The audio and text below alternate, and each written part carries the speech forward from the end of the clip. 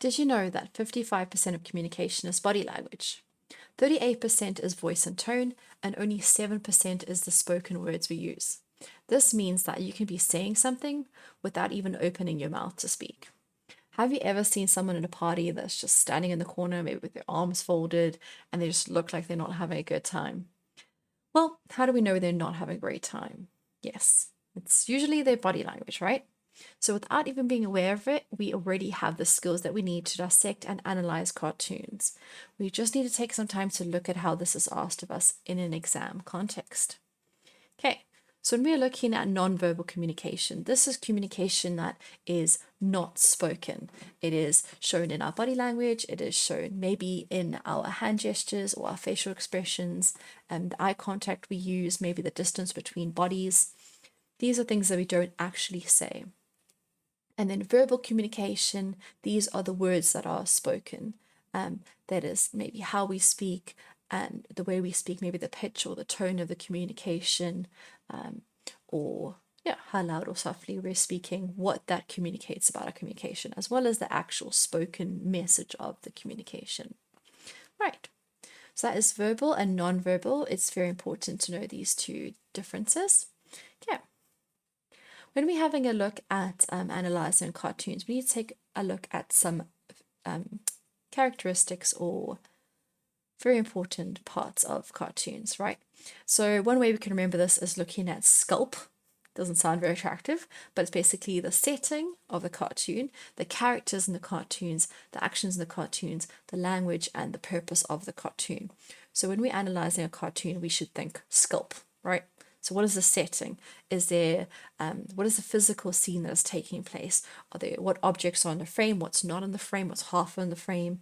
And is there any social or political context to this? Is it a South African cartoon? Is it something that's from America? Has it got Donald Trump in it?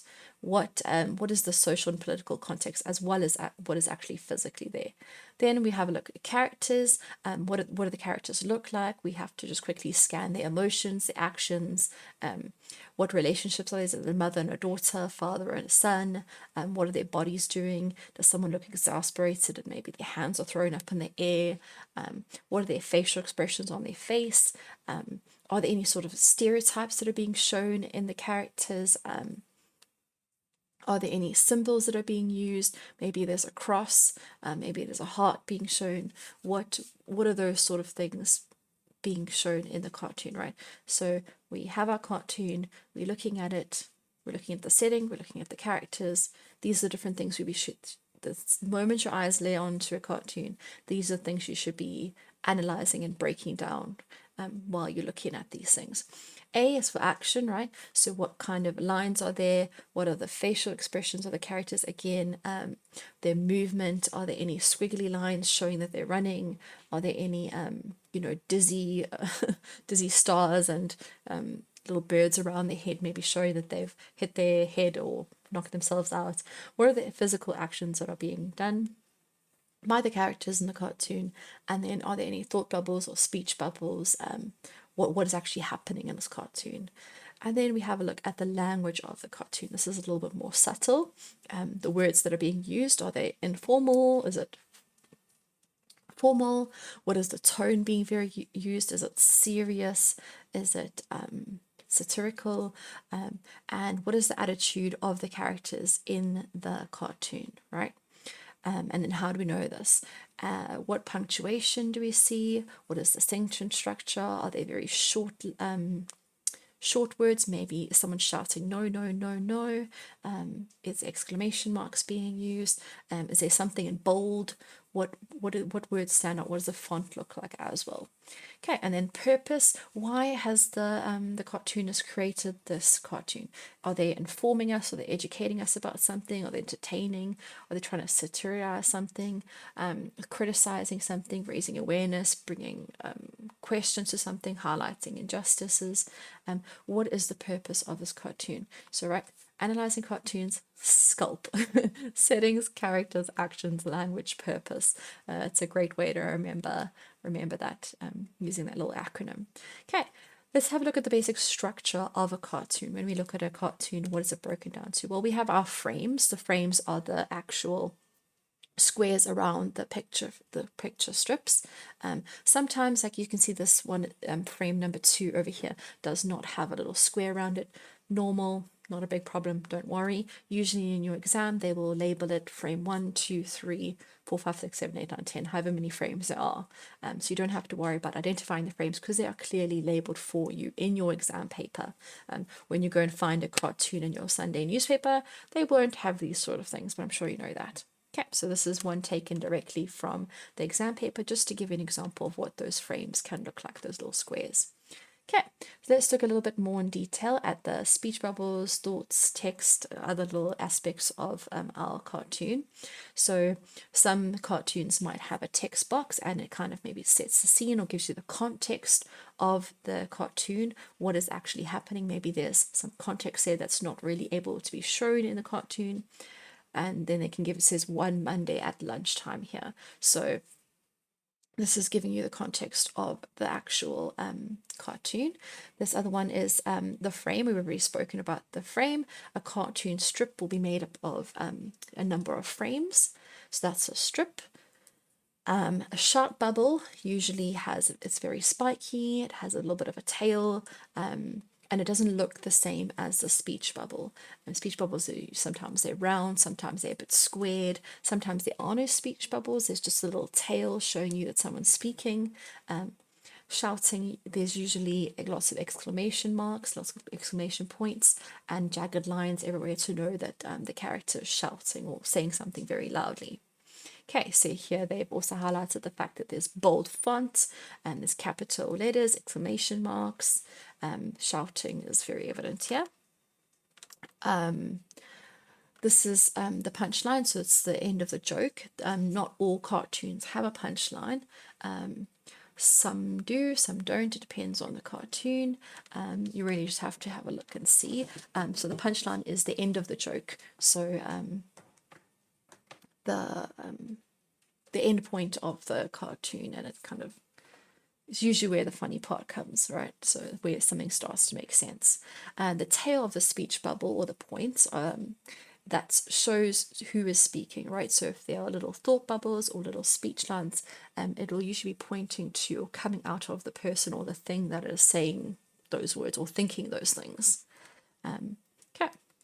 And then we have, it says here, thought bubble has rounded edges and circles for the tail. So this is usually how you can tell if it's a thought bubble versus a speech bubble. Thought bubbles will kind of look like more like clouds, and then they have like little circles coming out towards the person. Usually the person's mouth is not open because they're not speaking. They're usually just thinking something, versus you can see the girl here in the second frame. She is actually speaking, her mouth is open, and the speech bubble looks a little bit different. The tail end of that you can see. So that's thought bubble, speech bubble. And then sometimes cartoons don't have it, like I mentioned before, they don't have any speech bubbles at all. They might just have a line showing who spoke, and then there'll be no speech bubble or speech thought bubble. I mean, not speech thought bubble, thought bubble. Okay, so what we're going to do is I'd like you to kind of pause. I'm going to show you a few different cartoons, and I'd like you to just, oops, goodness gracious, my animations are a bit wonky here. It says identify the cartoon strip or the comic element circles in red. Okay, so I'd like you, when you look at these pictures or these cartoons, to think who, what, where, when, why, right? Sculpt. What is the setting? What is the setting? Who are the characters? What action is taking place? What is the language? And what kind of what is the purpose of this cartoon? Right? Think sculpt. Think who, what, where, when, why. And we're going to use that as our practice. Okay, so we're going to look for the speech bubbles, exclamation bubbles, exclamation marks, shouting, thoughts, bubbles, sound effects. Is there any context or little text boxes somewhere? Where are the tails? What do the frames look like? Strips, etc., etc. Okay, so pause now and have a look at these. Sorry, you're going to have to pause after each one.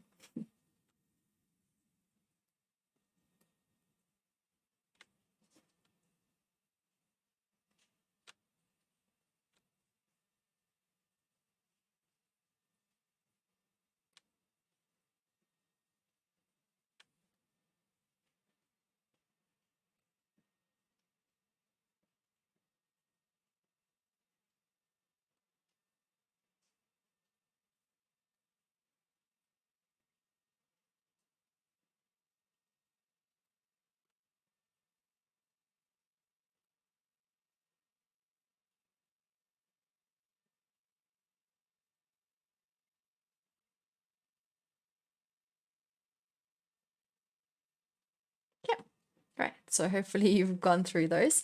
We're going to go back and we'll go through them together to give you some of the answers. Okay, so let's have a look at this first one over here. Just going back in my notes here. Okay. All right. So you can see this first cartoon, little picture is Donald Trump, and there's three little elephants and business suits, and they're all sharing the same thought, right? So the little tails are going towards each elephant, not the little tails, the little thought circles are going towards each elephant, and they're all collectively thinking the exact same thing, right? It says, I know I really shouldn't keep drinking this guy's Kool-Aid, but everyone else says, and if I don't, he might say something mean about me. Okay, so right, and this is how we know that this is a shared thought and that everyone is thinking the same thing. Okay.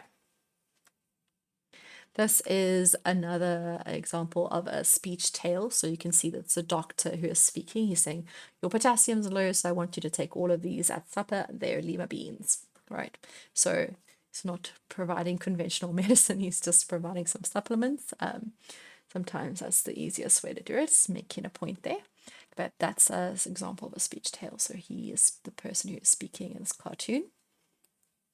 Okay, and then this is a little context box here that's being highlighted in red. It says air traffic control. So that's how you know that this cartoon is being taken in context of the air traffic control runway, or that these are people who are speaking in this cartoon, or air traffic control officers maybe, or investigators or something like that. Just to give you a little bit more context about what's actually happening. Let's have a look at the next one. Here it says, well, the little circled things are little musical notes. And this is definitely how we know that a character or is singing in the cartoon. He's saying, hey, Amelia, guess what we would need riding on the bus in the same seat. I won't sit too close, I won't eat too much. I'll make sure that our feet never touch. Right, so he's singing. The musical notes made that very obvious, and you can see where the speech tail is coming out of the boy, right? This example of frames. There are 4 frames in this picture. Okay, and then this one here is just showing you an example of how even a thought bubble can be, without any little cloud there to show you, that is a thought bubble. And we know it's a thought bubble because there are circles going down towards the dog. So that's something that the dog is thinking. It's not saying those things. Okay. Here is an example of onomatopoeia, right? So Garfield is patting his stomach and they're going pat, pat, pat. And he's thinking something. He says, a patron of the arts. Maybe patting his stomach, maybe he's full. Remember, onomatopoeia is when a sound is written, well, the action is being written as a sound. So he's patting his stomach, so it's the word and it's mimicking a sound of that object or the action. Here it's the person, right? So like if you're sipping up some milkshake through a straw, it'd be like a slurping noise. Or if you bashed into something, maybe they would write crash there. Okay, and they're usually outside of the speech bubbles or the thought bubbles, and sometimes they have movement lines with them, like here you can see Garfield is patting his stomach and there's some movement lines there to show that he's patting his stomach. Okay, all right, and let's look at the next one. This is an example of someone shouting and exclaiming something. She's saying, I got a date, oh boy, oh boy, oh boy, oh boy, right? You can see there's lots of exclamation points. Some of the words are a little bit bolded. She's excited, maybe she's very eager for the state. And this is an example, you don't see it very often, but of someone speaking off the frame, right? So it doesn't always happen, but someone who is speaking doesn't necessarily have to be within the cartoon. You can see that we don't know who is speaking. Maybe it's not so much who is speaking, but it's maybe more what they're saying that's important here. They're saying heads. Tragically, the Siamese twins assumed the expression was just another cruel taunt, right? When actually maybe someone is warning them that the piano is about to fall on his head. Or their head. I don't know if we do use plural or singular for this part, but I guess it's maybe 2 people, their heads. So he's saying heads up. And yeah, so that's more important than who is being shown in this frame. Okay, and then sometimes the speech or what is saying, or the words that are being said are not in speech bubbles, or even on thought bubbles. They're sometimes at the bottom, like in a little caption form at the bottom of the cartoon. So let's just give you another example of what can pop up in your exam. I don't know if I've seen something like this before, but just to expect the unexpected is good, right? Okay, all right, and then here is an example of a man not using the speech bubble. Right? There's just a line to indicate who is speaking in this cartoon. Okay, so let's have a quick look at some typical exam questions. I don't want to make this video quite long, so I won't go into too much detail. I'll try to keep it short and sweet, but I'll go into more detail about attitude, tone, how to just dissect body language and facial expressions in another video. But I just want you to see that these are the type of questions that can pop up in your exams, and it's more important that you know what you need to revise in order to get through this paper, right? Okay. All right, so here it says, explain the character's attitude in frame, blah, blah, blah, right? So something that you would respond, you need to know, and you need to have a good knowledge of vocabulary used to describe attitude, and you need to have a good, strong foundation of interpreting a character's body language. Okay. Remember that body language and facial expressions are not the same thing, and when they ask you to explain the character's attitude in frame 5, then you need to confine your response to the given frame. And this is something that I will note on each of these questions here, is that whenever you are answering a question, whatever frame they are speaking about, you need to make sure that you are only giving information about that frame. This is a very common mistake that's made in exams, and maybe they'll be talking about maybe your answers based on frame 2, but they're actually asking you to talk about the character's attitude in frame 5. So important to look at which frame they're talking about, and to only stick to only confine the response to that frame. Okay, it says discuss the character's tone in frame blah blah blah. We need to focus on what the character is saying and how this is presented in maybe, for an example, a speech bubble or the punctuation or the font. So how is the character's tone shown in their body language, facial expressions, punctuation, fonts, the character's the character's body language and facial expressions are very important here to focus on, right? Okay. Body language, facial expressions, not the same thing exactly. Okay, all right. Here it says refer to frame blah. Discuss 2 techniques that the cartoonist uses to depict character A's attitude.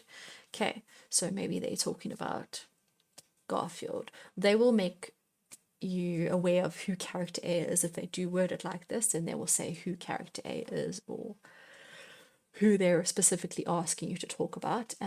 But they want you to focus on 2 techniques, right? So we need to revise as many words as we can that describe attitude, and then we have to look at those in relation to techniques that cartoonists use, right?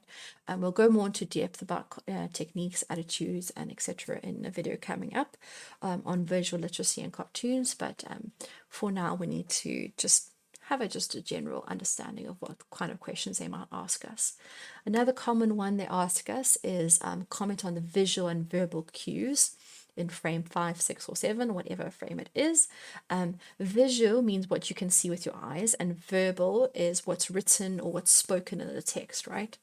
Okay, so we need to focus on the written text and the image. We need a detailed or critical response here, because it wants us to comment on, right? So it wants our input or our information.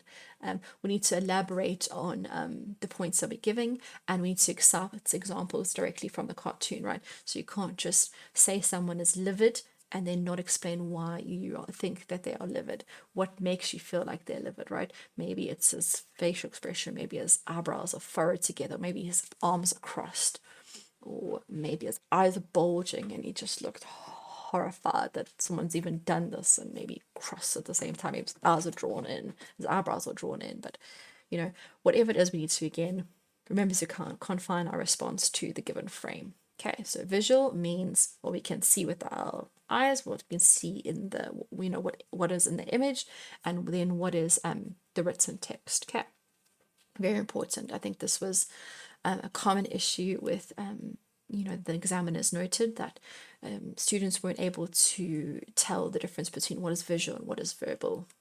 Okay, this one here says account for the lack of speech bubbles and frame blah. I've seen this one coming up very often. Okay, so here we have to start by saying what we see in terms of the character's body language and then expand on this. Okay, so if there's a lack of something, it's so why is there no speech bubbles, right? So what the character is doing with their body or what they're doing with their face is more important than what is being said. So we have to highlight that, right? So we have to say what is being shown on their face or their body, and really don't be nervous to state the obvious, right? Explain everything as though you're describing the cartoon. Someone is visually impaired, they cannot see this cartoon for themselves, so you need to describe every single little thing. The mouth is downturned, the arms are up in the air in rage. What you have to explain, as that's what the examiner wants, really, is for you to state the obvious, for you to say what the character is doing, because that is the reason why there is no speech bubble or no words being said, because something else is more important, right? The body language or the facial expressions are more important. Again, confine response to the given frame. Compare the character's verbal responses and frames. They might say frame number 2 and frame 3, right? So with this, if you are comparing something, it's very important that you show a change or a difference in your answer. You need to use adjectives to describe each character's response and add this to answer. So in frame 2, the girl looks this way, but in frame 5, she is now looking like this. Okay, so what changed? So before she was like this and now she's like this, or before he was like this and now she's like that. So you need to compare, you need to show the differences between something, right? What has changed between this frame and that frame? You can talk about their facial expressions, their demeanor, maybe the tones changed now. All right, again, focus on those 2 frames that they're asking you to do. Okay, and then I think this is the last one. It says discuss the irony in frame blah. So we need to know the difference between satire, irony, and how humor is created using different techniques, right? So there's not just a satire and irony, there's different ways of creating humor, and we need to know how cartoonists use these techniques to create humor, right? So what they're really asking us to do here is to explain why it's ironic and to explain what the humor is in this irony, right? Okay, all right, I think, yes, that was it. Okay, thank you so much, Nzansi Minds. I hope this has been a little bit of a longer video, but hopefully it has been useful. As usual, don't forget to hit the like button and subscribe for more helpful exam prep videos. Thank you.